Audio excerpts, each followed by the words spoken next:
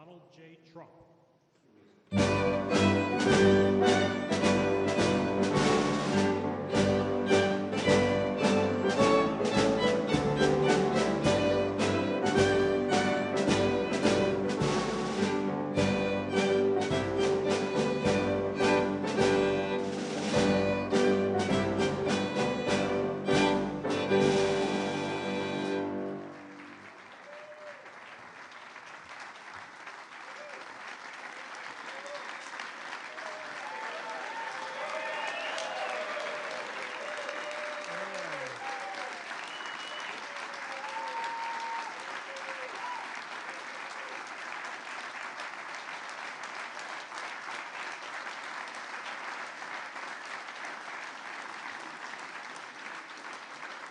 Clean, beautiful call. Clean, beautiful call. We love clean, beautiful call, don't we, Doug? Huh? I'm thrilled to welcome to the White House the men and women who light our cities. And, you know, you do things that people don't even understand. There's so much. You do so much. You heat our homes, fuel our factories, and turn natural resources into American riches and dreams. Our amazing coal miners. Thank you very much, fellas. That's great.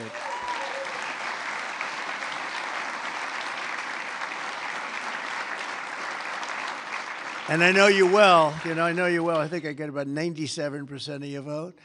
And you wouldn't want to do anything else. You wouldn't switch with a guy who had a beautiful penthouse apartment on Fifth Avenue. You wouldn't switch with that me. That was me. I had a nice, easy life. And now I decided to do this.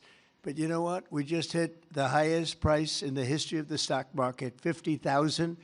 And a lot of people are getting rich with your 401ks and everything else. So our country is back. We have the hottest country anywhere in the world. So it's pretty cool, right? So I want to just tell you, I really appreciate you being here. You're special people. You got mistreated very badly for a long period of time. But you've never had a better friend in the Oval Office than me. And I'm proud to officially named the undisputed, when did this come out, Mr. Speaker? The undisputed champion of beautiful, clean coal. We have to proceed. Always, I don't use the word coal. It needs a PR job because it had a bad reputation for a while.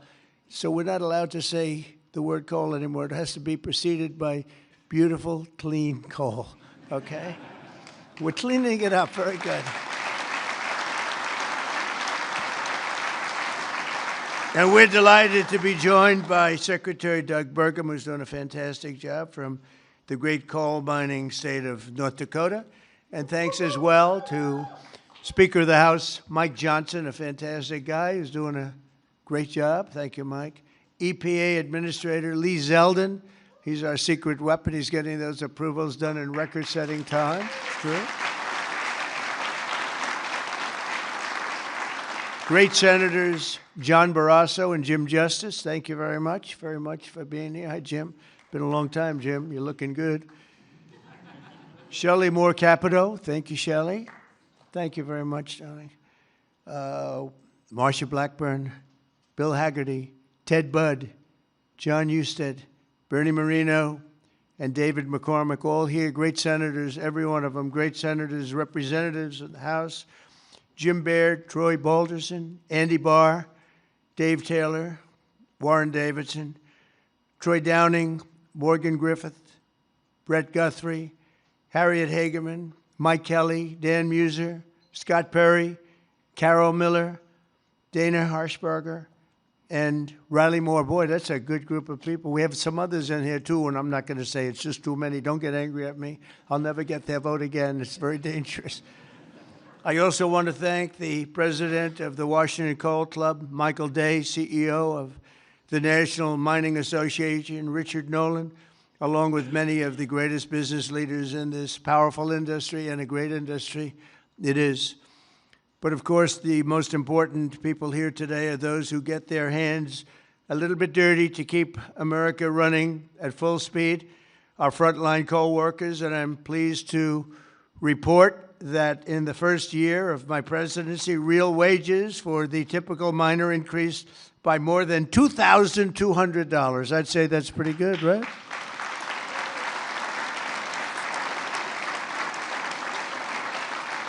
And I'll give you the bad news. It's the first time that that's happened in more than 27 years. All right? Those other presidents didn't take good care of you. They didn't take good care of you at all. They didn't realize what they had. The last time many of us were together, I signed a historic executive order to ensure that America's beautiful clean coal plants would keep running when we need it most, and that's 24 hours a day in rain, sleet, and snow. You know, coal can operate when other substances can't. The Biden administration, he had no clue what he was doing. Shut down dozens of coal plants. They shut them down. Literally, it seemed like one a week, one a day. They were shutting them down left and right as fast as you could. They were paying people to shut down a coal plant. And if we had stayed on the ruinous path, we would have seen mass suffering and rolling blackouts all over the country. We would have had blackouts right now all over the country. We would have had a country that, worse than blackouts, every other thing would have been wrong with it too, with all of the horrible things that took place at our border. And right now our border is 100% secure. First time in the history of our country, actually. And you see it all the time. So instead, when large parts of our country were hit with winter storms, it was coal that kept the power on, and it was coal that never was bothered by cold weather, warm weather. It's never bothered by anything. It just keeps on chugging, right?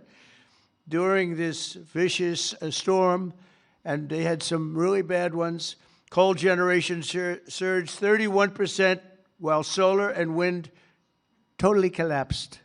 I'm not a big fan of those crazy windmills that are all made in China.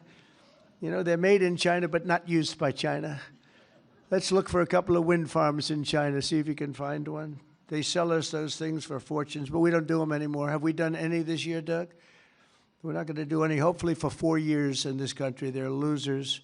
They lose. You're supposed to make money with energy, not lose money with energy. And they lose a lot of money.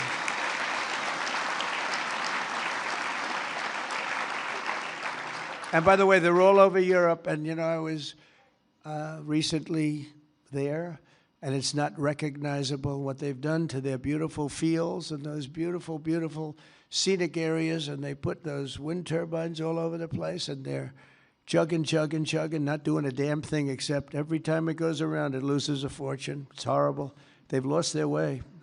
Not recognizable. And then I wonder why they don't like me over there. But you know who likes me over there? The people like me over there, I can tell you, because they know I'm right. More than 200 million Americans across 35 states were impacted by the storm, and the only reason most were able to take a hot shower was thanks to the power provided by the most reliable, dependable, and really dependable form of energy that we have, and that's clean, beautiful coal.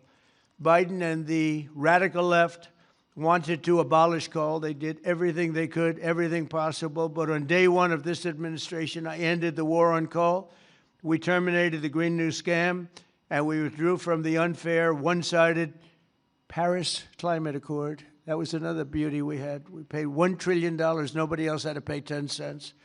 Already I've saved 74 coal power plants from crushing restrictions and closures that would have been forced to shut down in the very immediate future. And today I'm proud to announce that the Tennessee Valley Authority is taking action to save 2 major coal plants in Tennessee. Tennessee Valley Authority.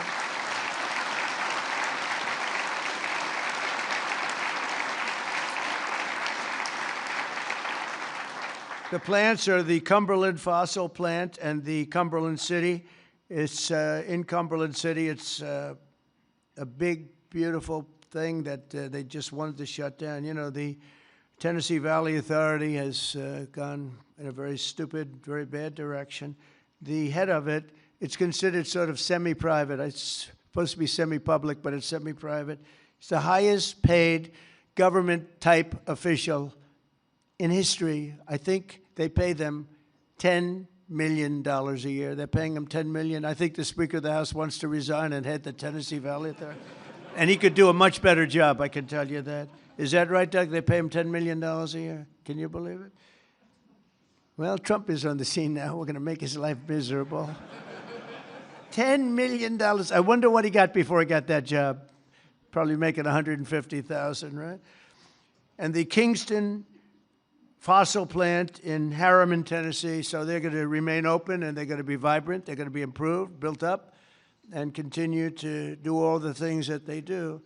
These two plants were slated for termination, but we're going to save over 450 jobs by keeping them going and going strong. In addition, I'm directing the Department of Energy to issue funds to coal plants in West Virginia, Ohio, North Carolina, and Kentucky to keep them online and keep those plants open.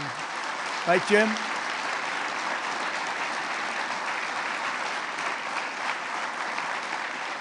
And very importantly, we're also bringing our coal mines roaring back to life. Under 4 years of the Biden administration, Sleepy Joe, not a single permit was approved for a new coal mining project. Think of it. 4 years, not one permit. They were all being disapproved, actually. So not a single permit was approved. I didn't know that. But in 1 year of Trump, we've already approved over 70 permits for very big, very powerful mines that are going to be with us for many, many years to come. And we did that over the last 30 days. We did more than half of them because we have the system going now. It's a very reliable source, great source. If you look at some of the most prosperous places in the world, they run on coal. Since I took office, coal production is up by nearly 4 million tons a month after falling for decades. I mean, literally decades. Coal power generation is up by nearly 15% in my first year, and that number is going to be about 25 or 30% this coming year, at least. These pro-American energy policies are bringing energy prices way down. You see what's happening even with gasoline.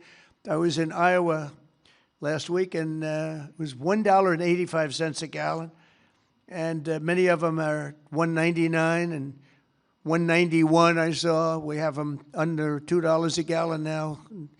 A little while ago, just a year and a half ago, they were at $3.50, $4, $4.50. In California, $7 because of its crazy taxes. Coal is one of the lowest priced energy sources, and it's probably considered by almost everybody to be the most reliable. It requires no subsidies because you make money with coal. More coal means lower cost and more money in the pocket of the American citizens and in the pocket, frankly, of the United States of America. That's not bad. Every once in a while, we have to take care of our country, right? With us today is Kayla Blackford, who drives a haul truck at Bear Run Mine in Duggar, Indiana. Great state. We love Indiana. I only like states that are one so big, you know. I want to pick no. No, I like them all. Where she has worked for 5 years, and she's joined by her wonderful husband, Eric, who also works at the mine, and their really incredible son, Isaac. And Kayla, if you could come forward, I'd like to just have you say a few words, please. Come on up. Where's Kayla? Kayla, oh, hi, Kayla.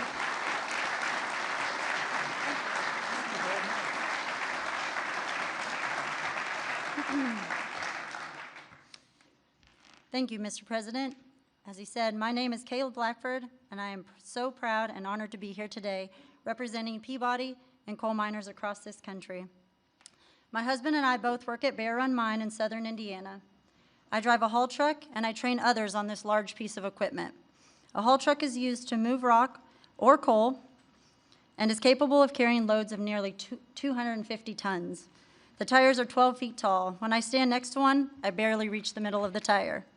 It's the best job I've ever had, and not just because of the cool mom points I get for driving big equipment.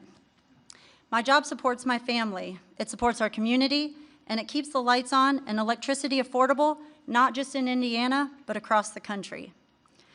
As demand increases and our lives become increasingly electrified, America needs to generate more electricity, not less. For years, coal miners have felt the weight of policies that made our future uncertain. Over the past year, that weight has begun to lift. My son, Isaac, who's here today,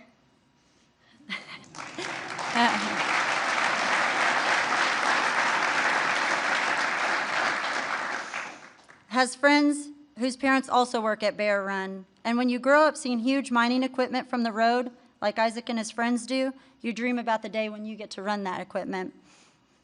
When a mine closes, families don't just lose their jobs. They're often forced to leave their communities, their schools, and their support systems behind. The common sense policies to keep coal plants running implemented by this administration mean that my husband and I can keep working, stay where we are, and continue raising our son in our community that we call home.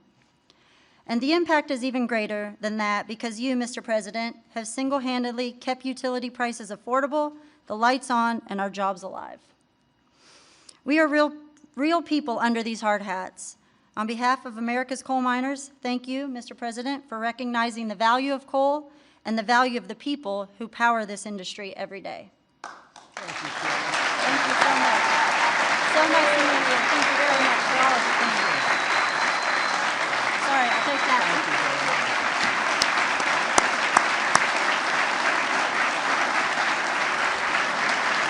Good job.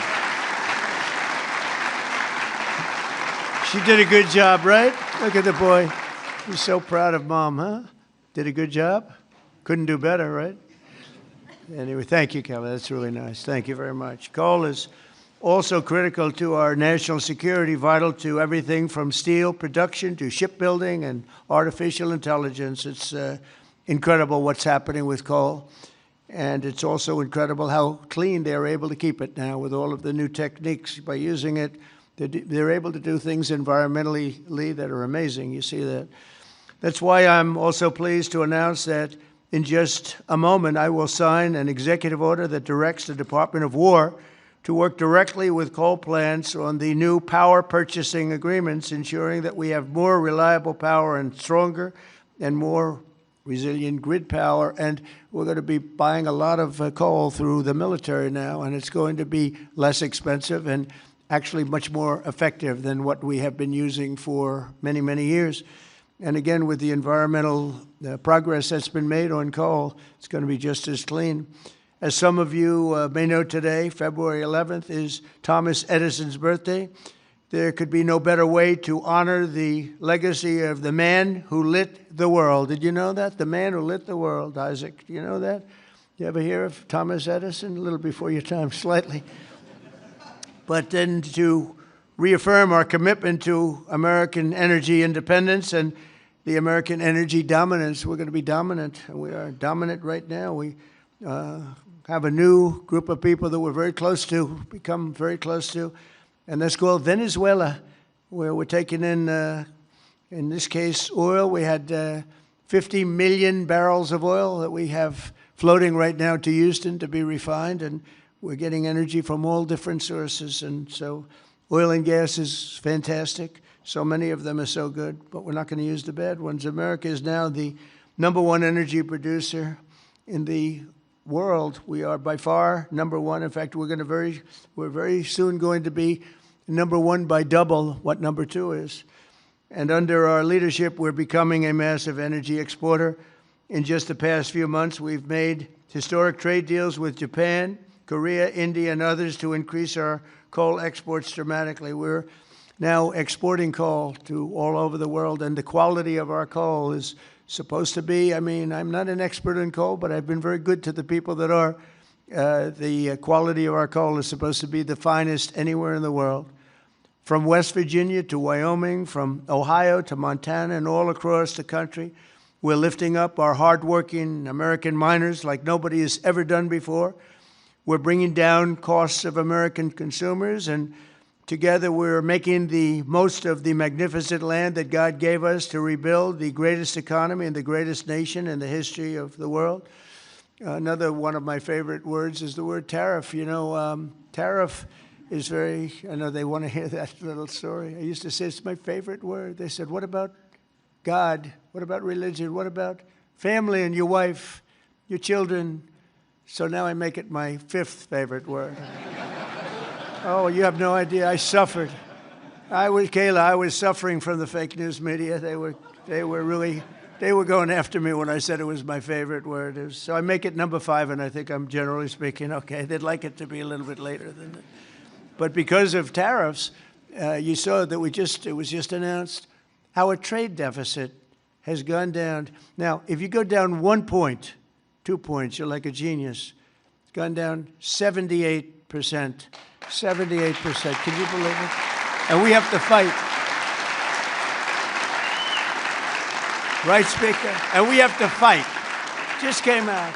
Everyone's saying, that can't be right. 78% reduction in our trade deficit. And next year, we're going to be positive if we keep it all going. We're waiting for a very important decision from the Supreme Court. But I want to thank the speakers here because you have fought with me. You got it very early. Now almost everybody's getting it. But it's numbers that we've never seen. The other thing is breaking 7,000 on the S&P and very importantly, 50,000 yesterday. 50,000 we broke on the Dow. And if you remember, when I won, they said if he could ever produce 50,000 by the end of his fourth term, by the end of his fourth year, it would be unbelievably successful. Well, we produced 50,000 in excess now, went up today, in excess of 50,000 at the end of my first year. So that's some difference. And that's because of tariffs. So we're doing numbers that nobody thought were possible. The economy is rich. I tell the story that in Saudi Arabia, the king said, you know, sir, a year and a half ago, we were all saying you were a dead country, and now you have the hottest country anywhere in the world. That's true. We're the hottest country anywhere in the world, and a lot of reasons. So once again, I'd like to thank you for the tremendous honor of being here, and especially these gentlemen in the front row and a couple of you in the second row. What happened to the guys in the second row? They couldn't make it to the front. What's wrong with them? They don't shovel it as well, right? But I want to thank you and invite the chairman of our National Coal Council, Peabody Energy CEO, which is a great company, by the way, Jim Grech, to come up and say a few words. Please, Jim. Thank you very much.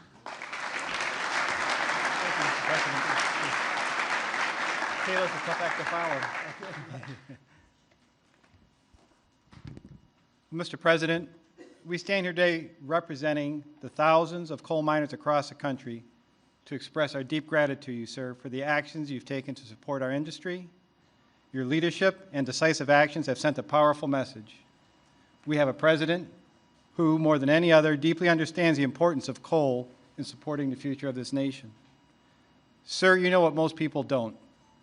The U.S. has more energy in its coal than any nation has in any single energy source. We have more energy than Russia has in its gas, and we have more energy than Saudi Arabia has in its oil. Yet before you, sir, presidents were afraid to allow coal to help keep electricity abundant and low cost. And Mr. President, that changed with you. We saw the impact of your wise policy in real time during the recent winter storm as temperatures plunged and demand surged. The coal plants you directed to keep open provided the stability and resilience that the grid needed. And today, thanks to your leadership, sir, we are working with your administration on the potential to build new coal-fueled power plants and having coal emerge as a source of rare earth elements and critical minerals that are essential for our national security and economic future. And because of you, sir, the mining towns that once feared for their futures are seeing new investment, renewed optimism, and a sense of pride restored. Families feel more secure, local businesses are growing again, communities that had been written off are reinvigorated.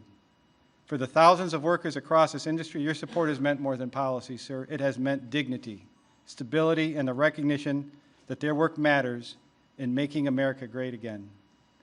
So, sir, Mr. President, on behalf of Michael Day, the chairman of the Washington Coal Club, and all the coal miners across our great country, I'd like to ask there's some executives and coal miners are going to join us on stage, and we are going to present you an award, sir. Oh, that's great. Thank you very much.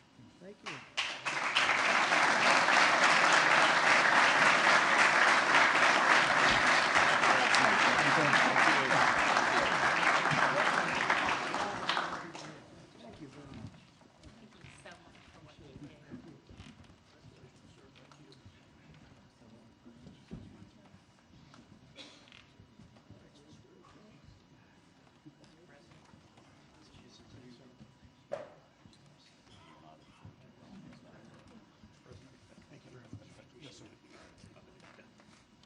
Thank you, fellas, very much. Thank you, Mr. President. Sir, to show our appreciation, the trophy says the undisputed champion of beautiful, clean coal. Thank you, sir.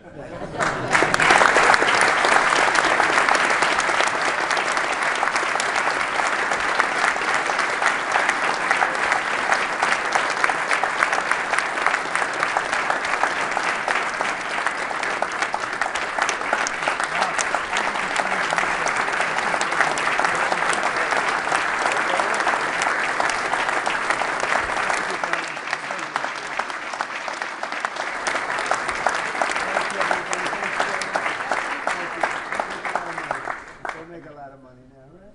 Thank you. It's great to bring it back. You were treated very badly, and now you're treated really well. Thank you very much. Thank you, everybody, very much. Appreciate it. Speaker, thank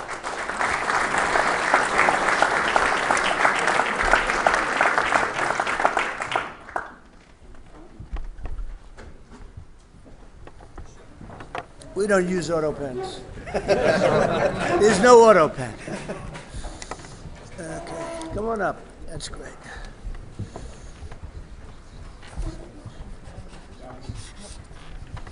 Down, please.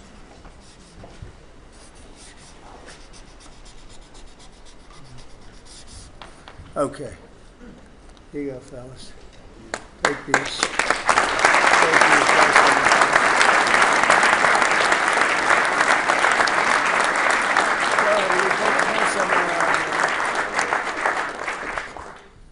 There you go. Get up. Okay, come on. You guys okay? Speaker? Thank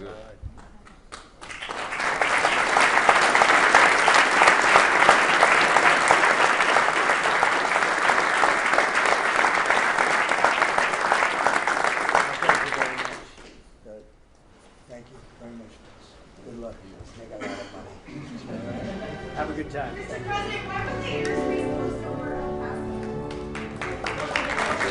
you.